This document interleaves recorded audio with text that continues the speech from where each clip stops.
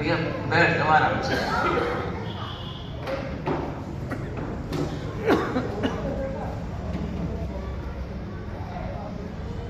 इस आर्य समाज के धर्माचार्य देश विदेश में आर्य समाज का प्रचार करने वाले आचार्य श्री चंद्रशेखर शास्त्री जी,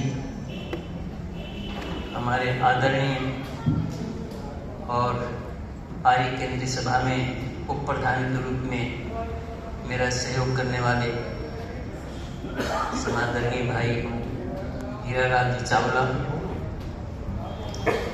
हमारे सम्मानित सदस्य पूर्व निगम पार्षद श्री यशपाल जी आर्य, आदर और श्रद्धा के योग्य मातृशक्ति एवं उपस्थित बंधु। यशपाल जी का विशेष परिचय निगम पार्षद से नहीं, ये तो आते जाते रहते, पर इनका एक विशेष परिचय है। इनके पिताजी ने हरिजन कानून में बड़ा काम किया, इनसे मेरा परिचय बहुत बाद में हुआ, इनसे पहले इनके बड़े भाई से हुआ। और इनके पिताजी से, आओ जी, मेरे गुरु भाई आ गए, डॉक्टर आज मैं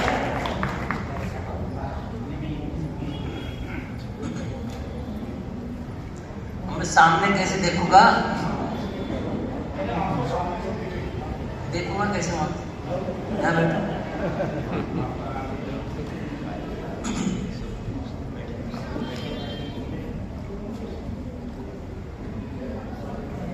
इनके पूज्य पिता थे, उसको गुलाबी रंग की पगड़ी बांधते थे, तो इस हरिजन कानून में बड़ा काम किया, झुग्गी झोंपड़े में बड़ा काम किया। फल इन्होंने लिया, फल इनको मिला, निगम पार्षद बने बाद में।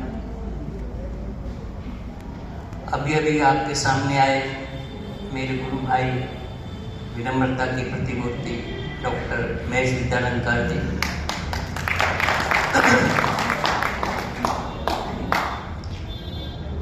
उपस्थित बंधुओं, पिछले 4 दिन से आप स्वाहाकार की ध्वनि कर रहे हो, स्वाहा स्वाहा स्वाहा, और पता नहीं कब से करते आ रहे।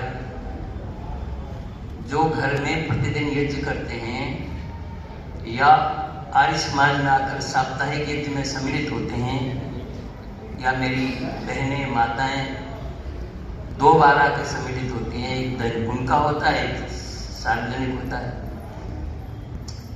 तो आपने स्वाहा शब्द बहुत सुना। स्वाहा,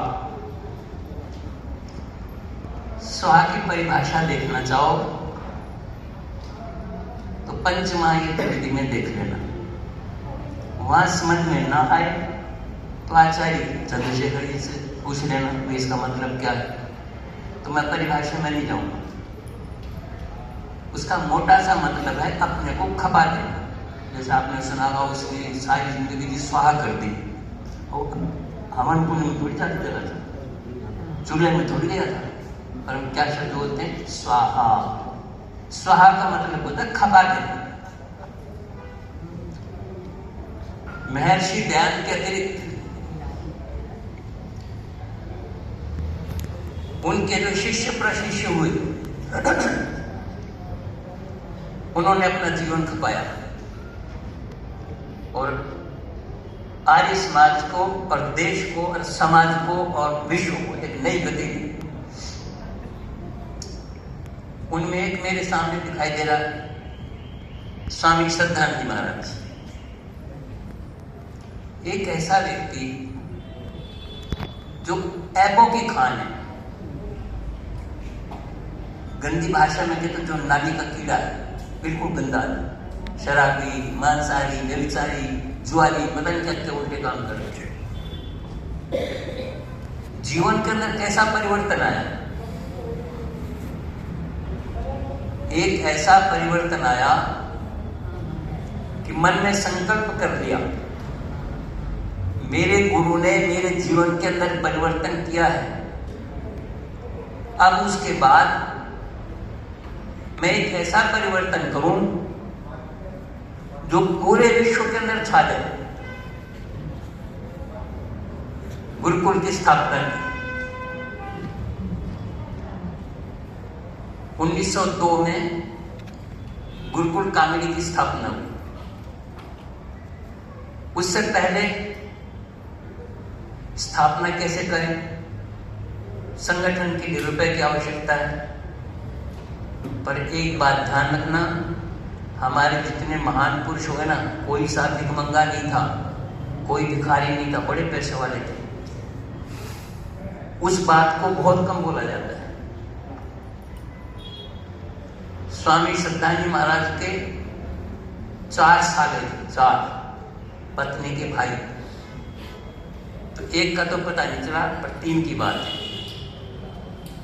एक थे लाला देवराज, थे तो साला जीजा, पर नाम लेते थे, हाँ मुंशीराम जी, हाँ देवराज जी, ऐसे करके बोलते थे।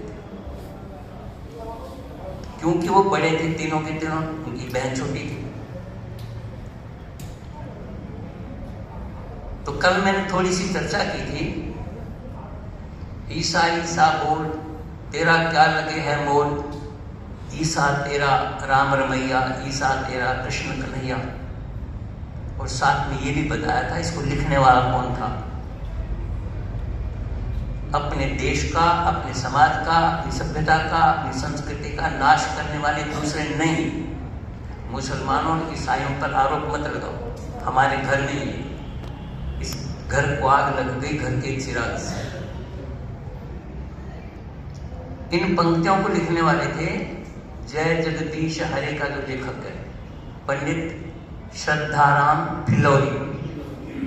जब आप बोलते हो ना, अंत में आता है श्रद्धा भक्ति बढ़ाओ, वो ट्रेडमार्क है कि श्रद्धाराम ने उस कविता को लिखा।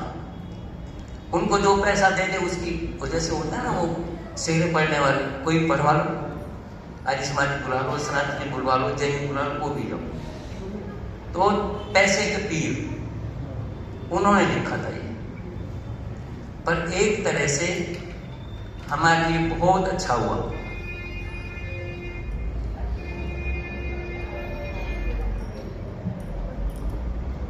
मुंशीराम जी को लगा कि तो हम घर बैठे बैठे अपने बच्चों को ईसाई बना देंगे। तो उन्होंने एक संकल्प किया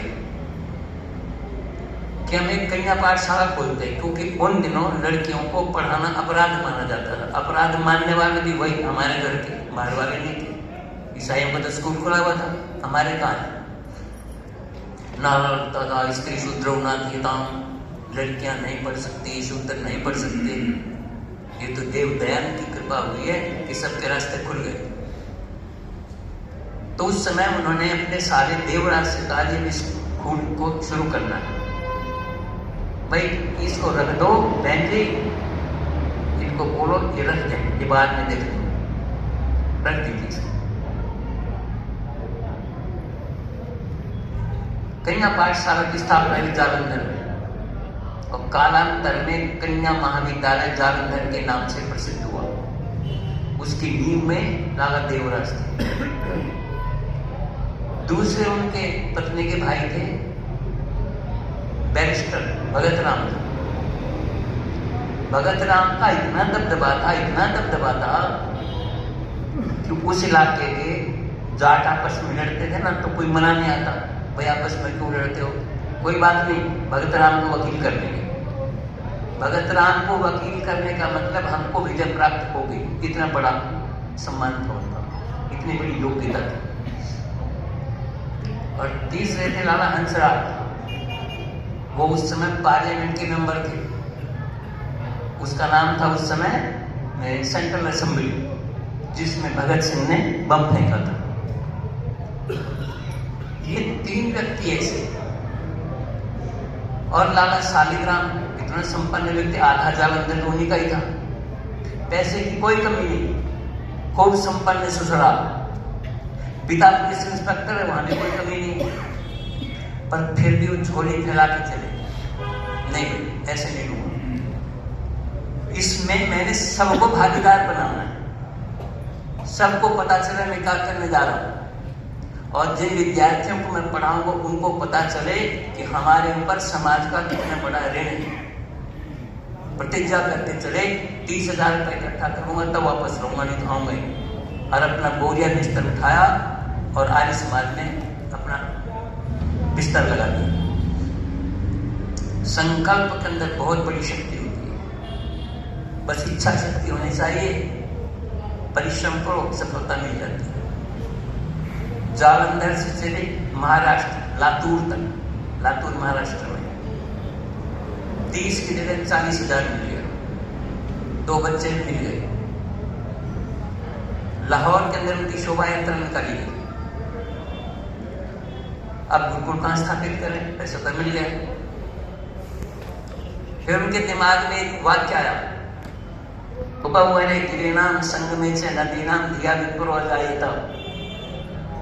नदी का किनारा हो, पर्वतों की कंदराएं हो, उपत्यकाएं हो, वहां पर शिक्षण संस्था होनी चाहिए।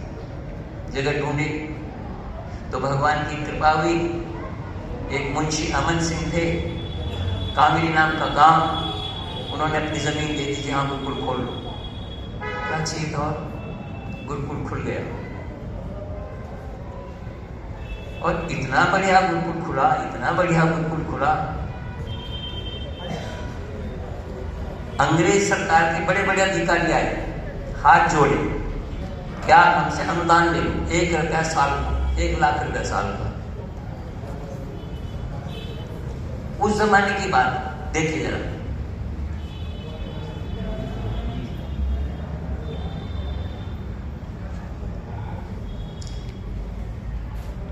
उन्नीसवीं शताब्दी में 1902 के आसपास 1 लाख रुपए की कितनी कीमत होगी? आज तो कई करोड़ बैठे हैं, ये व्यापारी लोग बैठे हैं दोनों, चावला साहब भी और ये आए क्या नाम यशपाल जी व्यापारी, जब जानते हैं 1 लाख के कितने करोड़। पर स्वामी श्रद्धा ने उसको ठुकरा दिया कि मैं सरकारी अनुदान नहीं लूंगा। यदि मेरे बच्चे सरकारी अनुदान से पढ़ेंगे तो जब ये जॉब करने के लिए जाएंगे, एप्लीकेशन में लिखेंगे योर मोस्ट ओबीडियंट सर्वेंट। मैं अपने बच्चों को सर्वेंट नहीं बनाना चाहता, मैं तो ऐसा बनाना चाहता हूं कि सर्वेंट उनके अंडर में काम करे, दास उनके अंडर में रहे, वो किसी के दास ना बने। और डिग्री ऐसी बनाई कि सारे विश्व के अंदर वो छा गए। एक उदाहरण तुम्हें भी दूंगा, मेरे भाई बैठे हैं डॉक्टर महेश जी। डिग्री का नाम है अलंकार। अलंकार सिंपली ग्रेजुएट होता है। जैसे किसी ने आर्ट साइड में किया तो हम क्या कहते हैं, बीए। कॉमर्स में किया बीकॉम, साइंस में किया बीएससी, ऐसी वहां की डिग्री है। जिसने आर्ट साइड में किया उसका नाम है विद्यालंकार, जिसने वेद में किया उसका नाम वेदालंकार, जिसने मेडिकल में किया उसका नाम आयुर्वेद अलंकार, जिसने आर्य समाज के या वैदिक सिद्धांतों पर अध्ययन किया उसका नाम है सिद्धांत अलंकार। Simply graduate.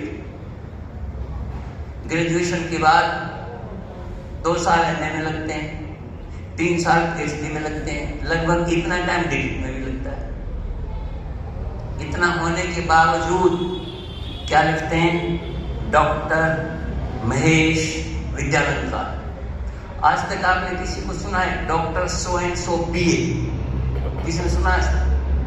न मिलेगा, बीए को कुछ समझता ही नहीं।